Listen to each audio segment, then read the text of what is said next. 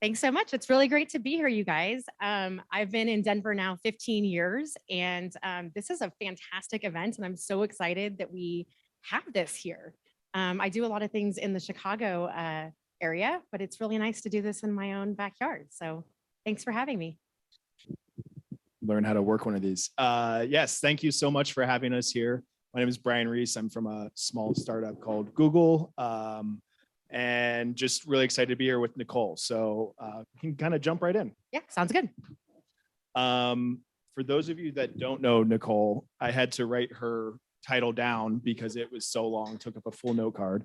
Vice President of Global Digital Media and Omni-shopper Experience. So can you tell us a little bit about that and what that role entails at Kellogg's? Everything in the kitchen sink. Really, I drive our marketing excellence capability, which also includes our digital marketing transformation. So really, at the end of the day, it comes down to how are we better leveraging data, advanced analytics to get to better insights, and then how do we drive deeper, more engaging, personalized, and inclusive experiences for our consumers and shoppers. So with a 116 plus year old company, transformation is a big word for us. And every day is a new present that I get to experience, but it's fun. Yeah, I know you grew up in Silicon Valley, been at Kellogg's for 4 years or so, have a huge background in kind of digital agency life and working for an iconic brand like Kellogg's that is a lot, has a lot of growth opportunity within that digital space. Like, how does your day-to-day, look like, and how do you look at that challenges of that kind of future growth? Yeah, absolutely. I mean, if you think about Kellogg being as old as we are, we started off in TV. And so digital, while it's been around forever, is changing every single day, right? So I use the more talk. It's like we have more media channels than ever before. We have more consumer and shopper expectations that we have to meet. We have more inflation. We have more supply chain challenges. And so really at the end of the day, it's about making choices. And so if I think about kind of what we're doing every day, it kind of comes down to people, process, and technology. And data is sort of wrapped around all of that. So if I think about where I'm focusing my time, it's about building community and building a lot of knowledge around the power of data and advanced analytics, and then helping our marketers figure out when and where to use all of this information, because I think data is a big word and it means a lot of things to different people.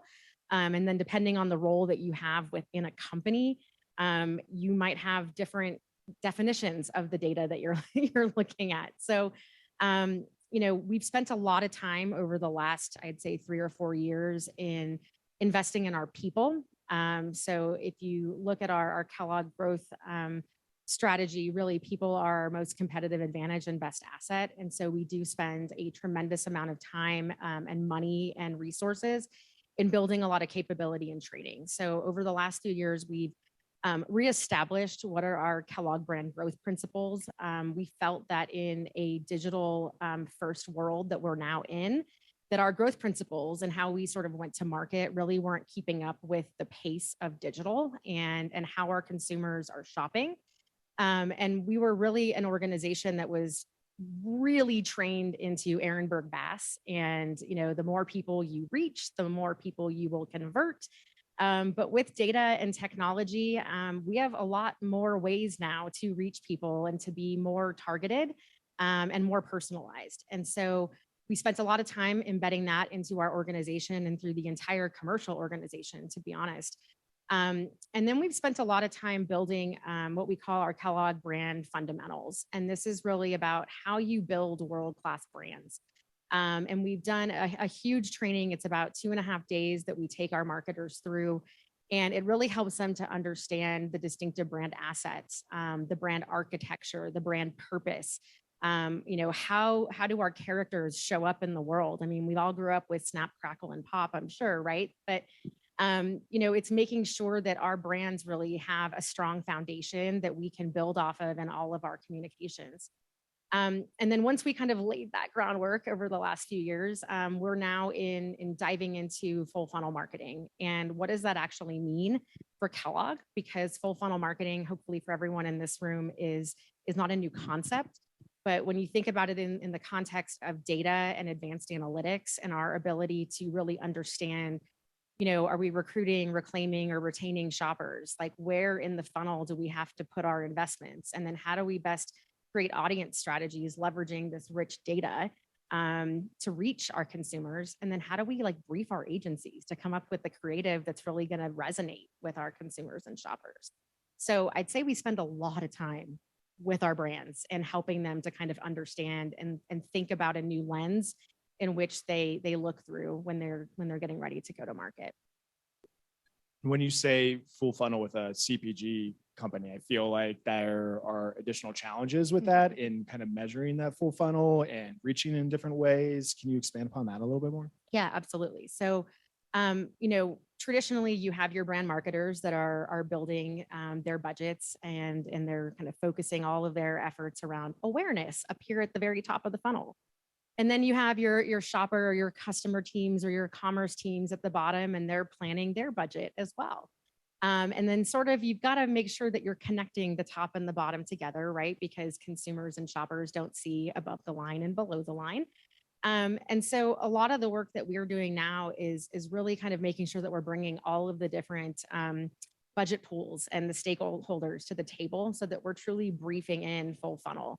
And so we've really had to look at what do our brief templates look like, even because they really weren't structured in a way that was making us intentionally think about all the stages of the funnel and what are the jobs to be done in each of those stages. And when you layer on audiences on top of that as well, right? So it's been sort of a journey, but I think starting with the brief and even just where we're putting our dollars, holistically spending those is going to make a huge impact on how we go to market. The measurement piece is a whole nother can of worms, right? Because you really do need to understand sort of what's happening at all stages of the funnel and your data strategy and your measurement techniques. We're a heavy MMM organization, and MMM is great, but it's a backwards look of what's happening. And if we learned anything during COVID, it's that what happened 2 years ago or even a year ago, it doesn't matter today, right? And it's not to say that we're throwing out MMM or anything to that effect. It's going to still be an important part of our overall measurement approach, but we have to start getting to more of these real-time signals. And how do we start to bring our data sets together so that we can truly understand across channels, across audiences, and really all of our investments tied to paid, owned, and earned, and how they all come together. And so there's a lot more that's happening. I don't know how anyone else that's working with the Walmarts and the Krogers of the world, but you've got them kind of bringing together all of their data and media partnerships. And so a lot of it is also figuring out what is the value of that data, and then how can we better leverage that to draw more real-time insights to drive those optimization and investment decisions. That's awesome. So with, new people, having old people doing new things, working, understanding the brands, full funnel, it seems like there's a lot that you're working on. Where do you start with that? What are your areas of focus right now? Yeah. So I think honestly, it's a multi-pronged approach. You really have to build sort of a good understanding at all layers of the organization. And so we've been spending a lot of time with the C-suite, all the way down to the hands to keys members of our teams. But ultimately, I would say that I started this journey about 3.5, almost 4 years ago, and you have to sort of move people from kind of from kind of they're unaware to then they become aware to then they're a believer and then now they're actioning, right? And so I think, we have a lot of brands who are really leaning in and wanting to be, to take risks. And I say calculated risks, right? Because you can't just kind of over rotate to one without the other. And so I think it's finding those brands that really want to lean in and to be experimentative and curious and are willing to try new things. And so, I know, we've been talking about Eggo is one of our brands. I mean, who in here, has Eggos in their freezer at home, who watched Stranger Things and saw them, in Netflix. But you know, Bryan and his team have done a fantastic job of jumping in with our Ego team, and you know, really early in the process before we even get to briefing with our agencies of how do we dig into the different insights and data that we have to come up with new ways to engage and reach our consumers and shoppers, and then how does that actually manifest itself into the messages that we put out into the market. So I'll let Bryan talk a little bit about that. Yeah. I think one of the things I love working about on the Kellogg's business is finding those brands that are willing to test. Ego has been a huge partner of ours, Kellogg's as a whole, but Ego and kind of willing to test new things and then take those learnings and share them across the portfolio to other brands. And they're really on the forefront, them and a couple, you know, Pringles and Cheez-It as well. But with Ego, the team came to us a year or so ago and we worked through our audience insights finder lab and basically found some different opportunities to use some new tools that we have at Google. One of them used to be called Director's Mix. It's now called Ads Creative Studios. And what it does is it finds audiences that we're able to scale. And then we have a tool that can personalize creative very seamlessly. The agency can do it, whether it's Starcom, your partner there, or Leo Burnett, their creative agency. They can do it on their side in order to get a personalized message to those consumers that are important to them and do it at scale across, you know, 6, 10, 15 different audiences at a time. And we can create, you know, 5+ different pieces of creative for each of those audiences and rotate it. So it's a way for the brands to really engage and reach those, you know, consumers, like you were saying, and reach that audience in a new way. Another piece was video ad sequencing. So everyone, you know, has heard about video ad sequencing. I think at Google, we have an opportunity to take that a step further where rather than just see one ad, go to the next ad, go to the next ad, we can use the skip button and different audience insights along the way to say, you know, if a user sees the ad in full, then we serve them one ad. If they skip along the way, then we might serve them a shorter ad next time to make sure that the branding and messaging gets across. And it's a way to control that journey a little bit and make sure the messaging from the brand gets across. And so, you know, our partners in the US that you work with have done a good job in some cases of sharing that. And across the portfolio, I think, you know, there's opportunity for growth still, and we're continuing to work with the teams. But Audience Insights Finder is a tool that Kellogg's is embracing a lot more now, and we're excited that your teams are digging in. So, and I think you bring up a really good point around the work that we did with Ego was really about improving creative effectiveness, right? And so it's like you can strip out all the cost of your media and drive efficiency, but effectiveness, you know, makes up over 49% of your overall ROI.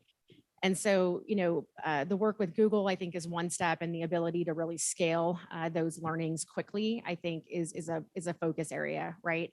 The other areas that we're starting to drive more standardization and best practice in to improve creative effectiveness is with our TV copies, and how are we standardizing the overall testing of those copies to make sure that we're really breaking through the noise and the clutter, and that we're able to capture attention. And so putting that in place also kind of creates this like early hygiene, if you will, of all of our messages before we're about to put a huge amount of investment into TV or streaming, et cetera, that we've done that rigor and to make sure that they're qualifying. The other piece that I would say is really important, and a piece that I'm really excited about because we're launching it right now, is we've also partnered with a company called VidMob, and VidMob has a creative pre-testing capability where you can run all of your digital assets through it, and it will measure them or score them based on the platform best practices. And so if you think about just like the number of assets that you're creating, and especially for a portfolio as big as ours, this is a really easy and cost-effective way for us to just test our assets before they go live, and to make those changes, because we can improve creative effectiveness just on like the brilliant basics. But it also gives us a tool to be able to go back to our agencies and say, why aren't our assets meeting minimum requirements as well? So these are just kind of some foundational areas that we're starting in to better use AI and machine learning to get to those better insights, to get to those standards, so that we can start to kind of move the needle in the creative effectiveness side as well. Yeah, I think we've seen a ton of success working with Kellogg's and trying to move a little bit further upstream with creative agencies. And we see that over 50% of effectiveness is driven by the creative itself. Media and audience and other things play into it, but creative is so important. And it was interesting to me coming to Google a year ago of how involved we are with that conversation in order to ensure your brands have success. Looking at that space, audience, getting back to audiences and using data. I asked the question of the cannabis folks, and it was mentioned earlier about iOS, the issues there and things that the industry as a whole is looking to overcome. When you look at data, whether it's first, second, third party, can you kind of share a little bit about what Kellogg's is doing today and kind of where you're trying to take them? Yeah, absolutely. So first party data is an asset, right? It is gold for us as marketers. And I think that, Kellogg, we were an early pioneer in this space. We've got, a tremendous amount of first party data in our US business. Most of that was driven through our Kellogg Family Rewards program over the last 10 years or so. But first party data and loyalty is one piece of that. There's a lot of work that's happening right now with more specific brand-led activations. And so one of the things that we've been pushing all of our brands with is that every experience plan has to have a first-party data component of it as a requirement. You have to be thinking about it because every engagement with a consumer is an opportunity for a value exchange and to get a piece of information that can be useful for us, right? And so I would say that we've accelerated our first party data and the ways in which we're acquiring it and the value propositions that we're putting out to consumers and shoppers and really testing, what that looks like, because what may work on a Pringles or a Cheez-It may not work for a Special K. And so we really need to be kind of taking more of a brand forward approach to that acquisition effort. But also thinking about how are we attracting growth audiences. It's not just about the people who want, you want them to buy something and get something, but how are we actually providing more intrinsic value back to our consumers and shoppers that's beyond just a coupon or a sweepstakes that we're offering, right? But are there more experiences or things that, they would actually hold as, an even larger reason to provide information back to us, right? Or if we could personalize that experience more for them or bring them new product innovation before they can get it on shelves, right? There's so much opportunity there. So we're really putting the accelerator on that piece. I would say that there's also a lot of work happening with third-party data partnerships as well. And when we think about clean rooms and we think about our retailers and their data offerings, it's like there is opportunities are endless to be bringing your data together to really understand those insights, how we can incrementally reach audiences, or how can we get to like better business outcomes or predictors of our investments that we have as well. So we recently just launched our global commercial advanced analytics team. Which I like to call them sort of like our transformation SWAT team a little bit. But really what their whole job is to work across different kind of areas of our business, whether that's RGM or full funnel marketing or commerce, for example. And their whole team is to execute pilots in a rapid fire manner. And so we've got a really great council that we've established where we can bring different use cases. And our center team is able to kind of put data scientists and engineers and our IT data and analytics teams together to execute these pilots. And we can do those in 6, 12, 18-week sprints. And the idea is that they're scalable. So we can do this in one market and then we can quickly take it and scale it to the next market. So that's been really, really exciting. But I think that helps to just demonstrate the importance that data has in our company and just the investment that we're putting in behind this so that we can continue to unlock growth for our business.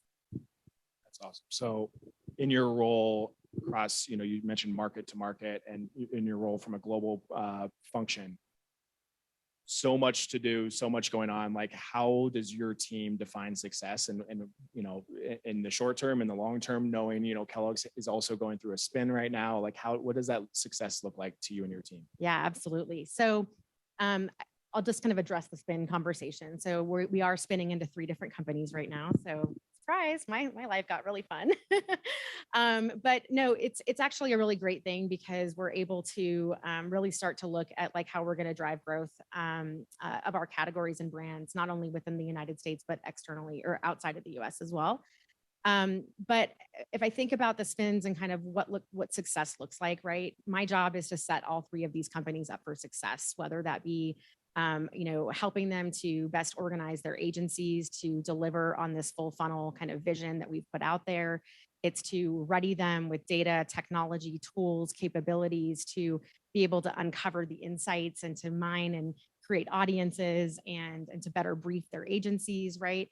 And so I think all of that for me is like, if we can continue the momentum and we can continue to scale the things that we're doing and then embed that into each of these three companies, every company will be set up for great success in the future. And then I think the other thing that our team just gets really excited about is, sometimes global is it's a thankless job in the sense that, that you want your regional counterparts to feel that you're bringing value to them every day, but they're really focused on delivering the today. And the global team is really here to help them deliver the tomorrow, the 2 years, the 3 years, the 5 years out. But when they all start getting excited and they're like resharing your slides, or they're like, you hear your catchphrases in meetings, or, you hear your regional president saying the words full funnel marketing, you're like, oh my gosh, it's working, And so it's just like a really exciting time. And I think the feedback from like our peers and our stakeholders and just the overall excitement they have of the capability that's coming is sort of what kind of keeps us going every single day. And I think it's just an exciting time to be in a marketer right now. I mean, it's world changing every single day. So. Well, I've heard full funnel marketing from the US team quite a bit lately as we prepare for our JBP next year. So it's working. I'm interested in other catchphrases you have as well. But so I guess anything else that you kind of wanted to touch on around kind of the journey before we open it up to questions? Yeah, I mean, I think, this is a marathon. It's not a sprint. And I think the things that I've learned in this journey being at the organization the last few years is, it's quick wins. What's the low hanging fruit? You can I think one of our regions says, nail it, share it, and scale it. And there's another one for you, but it's like putting those points on the board that really is going to unlock value for you and then show the business that it can truly be a game changer for them, either financially or improving specific metrics or business outcomes that they're trying to drive. And that just creates a lot of momentum to kind of keep going.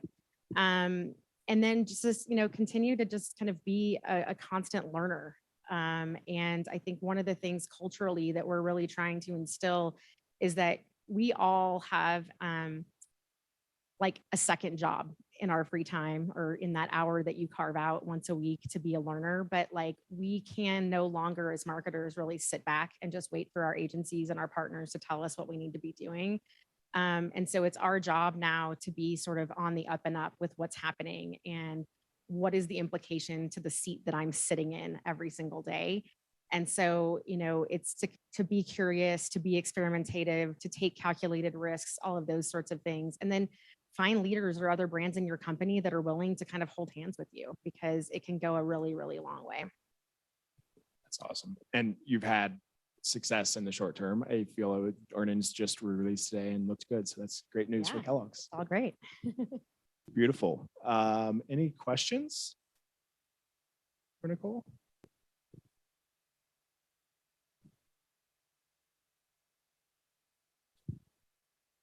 Hi, Nicole. It's Chrissy with Church and Dwight. My question for you is, how do you handle the digital channels where you don't get as much real-time insights? Obviously with Google, you get a lot of data on the daily, right? But for some retailer or shopper channels, there's that 14-day attribution and other things where you have to wait on that. So how do you measure success and determine go, no go for leaning in or backing off for those digital channels? Yeah, I think honestly, every plan has to have test and learn baked into it, right? I think that you kind of just get into oh, it's the next campaign I'm going to run. And I kind of can guess that this might happen. But I think it's having a really solid test and learn plan in place and then making sure that you're setting the right KPIs or measurement like outcomes that you guys are looking at. I think that when it comes to like retailers, that attribution window is really tricky because it's different across the board. And I think we've taken several steps along the way to try and like create our own internal standard of how we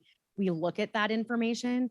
But I think this is where the world is starting to get really exciting in the sense of like these data partnerships and these clean room opportunities with our retailers as they start to continue to build out their platforms. It's a huge opportunity to be partners with them and start to figure out, bring your data science team and your engineering team together and then start to really think through what would those use cases or those pilots be that you would want to execute to help figure out what are those other real-time signals that you do have access to that can be like a proxy, right, for what's happening. And I think my CMO said it the other day, but it's like there's over like 300 KPIs out there in the digital world. And it's like, how do you prioritize those? And like, what are the ones that you should be looking at? And what should you be optimizing towards, right? Because some of these are longer term KPIs versus the shorter term ones. And so I think it really is trying to figure out like, what is your test and learn plan? And then what are the other signals that you have available that can be a proxy to that?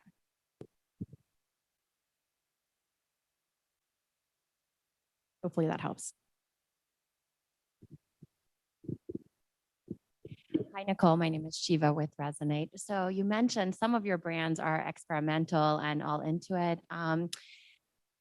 So can you share, besides Pringle and Cheez-It and Eggo, what are some of the other ones, if any?